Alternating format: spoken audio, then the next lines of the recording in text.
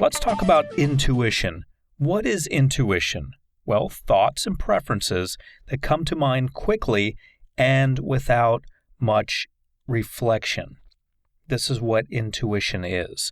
Intuition is something that's going to help you in life coaching. It's something that's going to really come into play. So I want you to start tuning into intuition. You're going to have to, in many cases, use your intuition. Now, some people will call this playing a guessing game because usually when it comes up, you'll be dealing with your client and you really won't know quite what to do.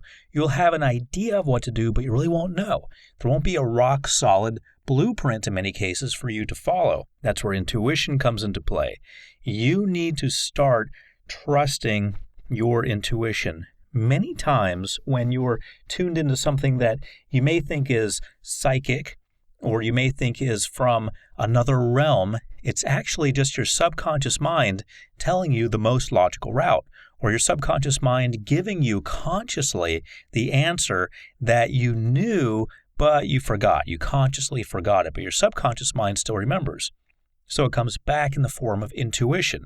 For example, you may be working with Bill, and you may be thinking, well, Bill needs something from me, but I'm not sure what it is. I think he might need a little boost of confidence. That's what he might need. That's your intuition talking. Eventually, you're going to trust your intuition once you follow it enough. Now, every time you get an inkling about something, that doesn't mean that it's right. So what I suggest you do is find out through trial and error. You're going to have to experiment. You're going to have to trust your intuition enough to follow it and see if it works out. See if that plan comes together that you think might work. Now, you're not always going to even be able to do this. Sometimes, as I've said, you're going to work with clients who have a very rigid pattern. And when they have a very rigid pattern, they're going to want you to follow it. Your intuition isn't going to matter to them. They want you to do things in A, B, and C order. And if you think you're going to start with G, well, you're wrong because they're going to make you start with A. And that's just the way it is. But in other cases, you're going to find that you have tremendous ability to improvise. And this is where your intuition is going to come into play. You know how some musicians are just wonderful because they don't follow the rules? They know the rules, but they don't always stick to them. They improvise. They go off the beaten path. That's what I want you to become. Someone who can do that when they need to do that. So trusting your intuition can be very powerful for you. In psychology, intuition can encompass the ability to know valid solutions to problems, or challenges as I usually call them, and decision-making.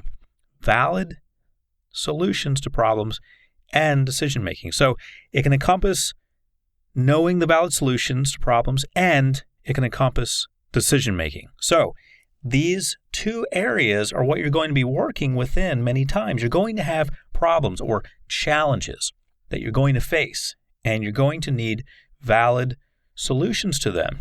Psychology tells us that your intuition, your subconscious mind usually, is going to feed you information. It's going to be a way out of it. Have you ever slept on something and you wake up and you have the solution? Let's say you had a challenge and you went to sleep and you didn't know how to figure it out. You wake up and you have the answer. You had a dream about it perhaps, or you just wake up and suddenly it's in your head. Your subconscious mind is feeding you the information. It knows what needs to be done, and it's giving you the information once you're quiet enough and calm enough to accept it.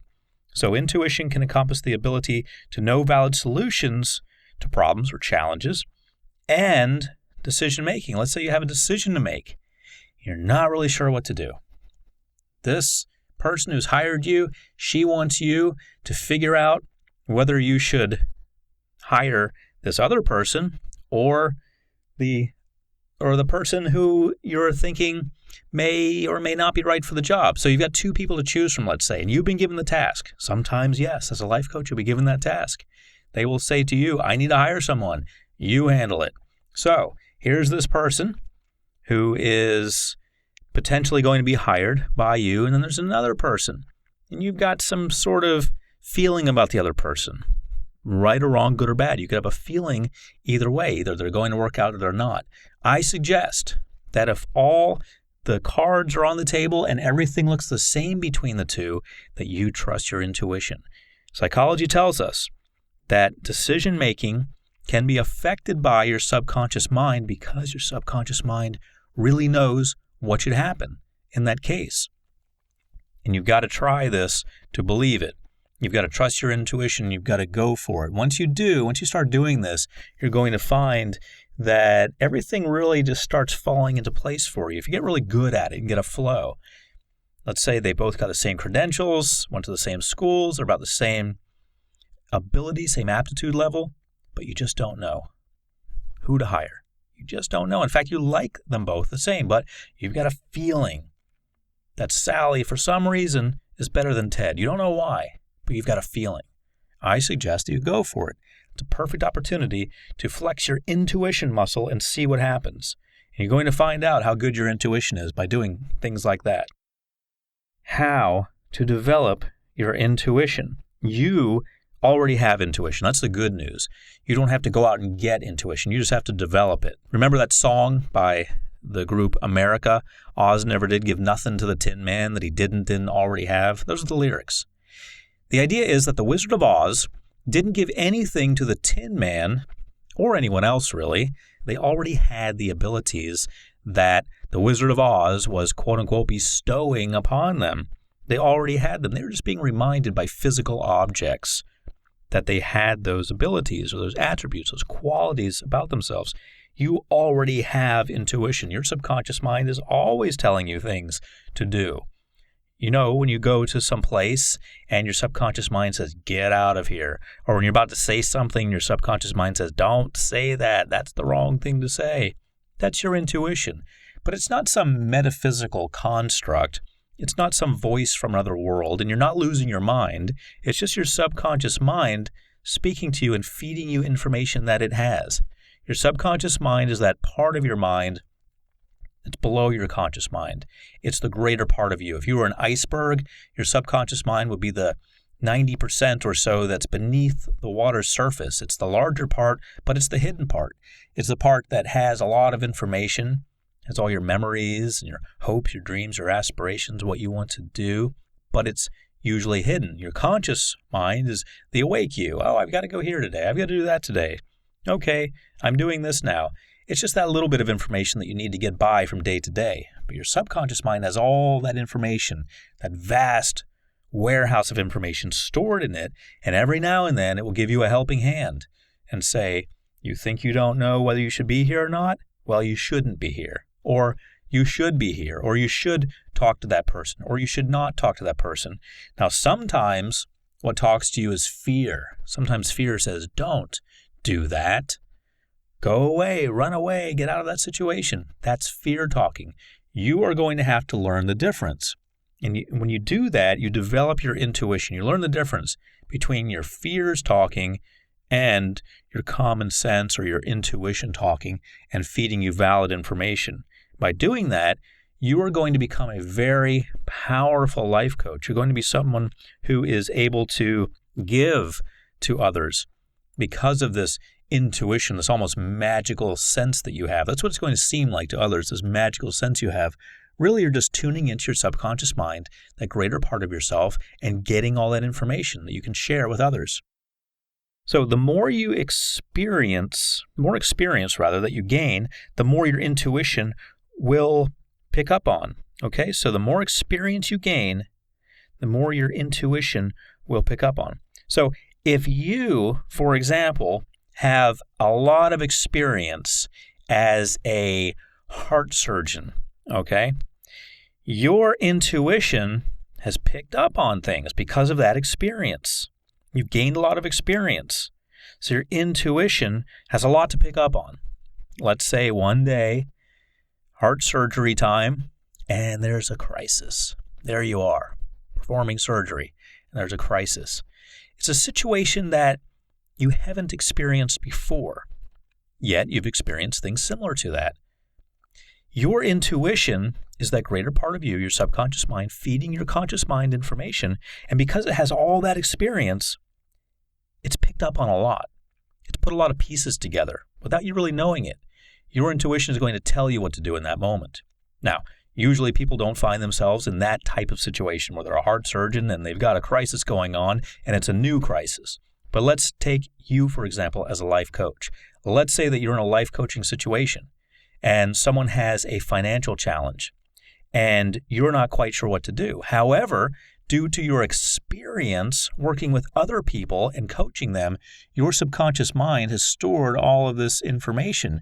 Your subconscious mind has a lot of information and is going to feed that information to you. So the more experience you gain, the more your intuition will pick up on. The more your intuition will be able to reach down into your subconscious mind and say, hey, buddy, here it is. Here's the answer right here from your own experience.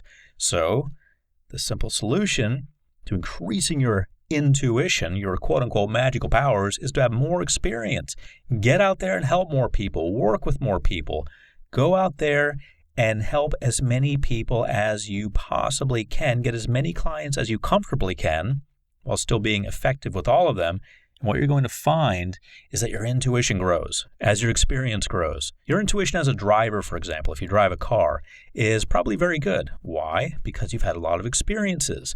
Now, when you see someone putting their brakes on up ahead, you put your brakes on because your experience tells you, hey, if I don't put my brakes on, things are not going to go so well. Maybe you've had the experience of being in an accident. Maybe you've seen accidents.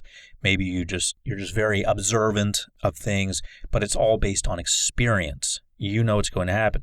Now take, for example, a deer in the headlights. A deer in the headlights oftentimes is just going to stand there because they usually don't get to live through that twice. A deer has that experience one time where they stop for the headlights and that's it. Now, if they live through it, that's a different story. They will learn from experience and their intuition will have grown exponentially. Let's talk about how to use your intuition with clients. Now, we've already talked a little bit about this, but essentially what you want to do is really open yourself up to that. Really open yourself up to that possibility. And you may even want to meditate before you work with your client. Some clients are fairly difficult, and you're going to find yourself meditating before and after just to clear your mind so you don't want to break anything, because some clients can really stress you out, and that's okay. That's normal. That's going to happen. Part of what you're getting paid for is to put up with your clients, so keep that in mind. You're being compensated for listening to them and dealing with their attitudes and so forth.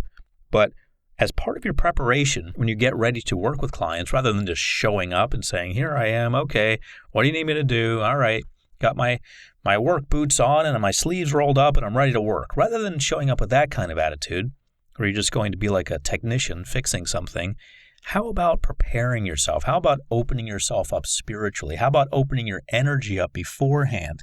How about tuning into that larger part of yourself, your subconscious mind beforehand, so that you kind of prime the pump? So that if at any time during your interaction with them that day, they need you to reach down inside, deep down inside yourself and pull out something that's a new, exciting answer, you're able to do that. How about that?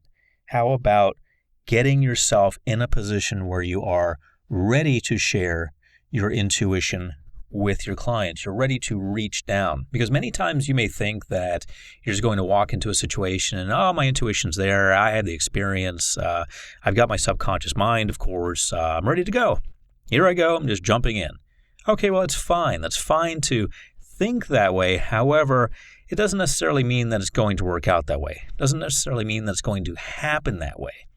What happens in many cases, if you haven't prepared yourself ahead of time, is that your intuition, as developed as it may be blocked in that moment because you're not open to it, because you're in your everyday work attitude. You're in your I am a technician, almost like a robot. I must fix this. You're not really tuned into reaching out to the universe and reaching into your subconscious mind and pulling out the solutions that are dynamic and creative and wonderful. So I suggest that in order to use your intuition, you prime the pump ahead of time. You prepare yourself. Have some ritual, some sort of meditation. It can be 5 minutes long. But before you work with your client, each new client, I want you each time to prepare yourself some way so that you are ready. When we use our intuition, it may seem illogical, but it feels right. Always keep this in mind. And remember the times you're going to use your intuition. You're going to use your intuition when you are not able to consciously and logically make a decision. If you have a decision to make and it's not consciously and logically flowing, if A plus B does not equal C and there's not some kind of formula you can follow, that's when you're using your intuition. Sometimes it'll also kick in when A plus B equals C and it seems logical, but something doesn't feel right. That's also when your intuition may kick in. And that's the hardest challenge, really, because you may be looking at the paper and thinking, okay, this business venture is going to work out great. All the capital's there, all the money's there. I'm going to advise my client to move forward. Even the financial people said it's okay. The CPA said it's okay. His financial manager at Edward Jones says it's okay. Everyone says it's okay. But I feel that it's not right. I don't know why. It's not logical, but I have a feeling that it's not right. That's your intuition talking. Usually. Sometimes it's your fear talking, but you're going to, through experience, learn the difference. When it's your intuition talking, you have an obligation to at least bring that up. Trust me when I say that if you bring up something after the fact, it's no good. If your client's about to go into some kind of business venture and you're called in as the life coach to help this, to facilitate this business venture happening, and you suspect that something doesn't smell right about it, something's just wrong about it. You don't know what it is because on paper it looks great. Everything looks great, 100%, wonderful, but you suspect something's wrong. The time to bring that up is before they go through with it. So at least you will have said it. And you can even say it like that. Just say, I don't know what it is. Everything looks great, but I have a feeling that there's something wrong with this. I just wanted to share that with you. Okay, don't think that you're going to be sabotaging them. You're actually going to be presenting your get out of jail free card. Because what happens if it does fall through and you were right? You may find yourself without a job, but it's always better to be in the I told you so position than to be in the I kept my mouth shut position. So if you suspect something's not right, bring that up, even if it seems illogical. And many times, our intuition is going to seem illogical. However, in the long run, the logic is clear. You get to keep your job, you get to help the client, and even if you were wrong about it, at least you said something. At least you spoke up. At least you said that there was an inkling. And they're going to respect you for that. Now, if your intuition is constantly telling you things are wrong and things are constantly turning out right, you may want to look into your intuition. This may just be your fear talking. But as I've said, that's going to be clear eventually when it's your intuition versus when it's your fear. That's going to come with experience.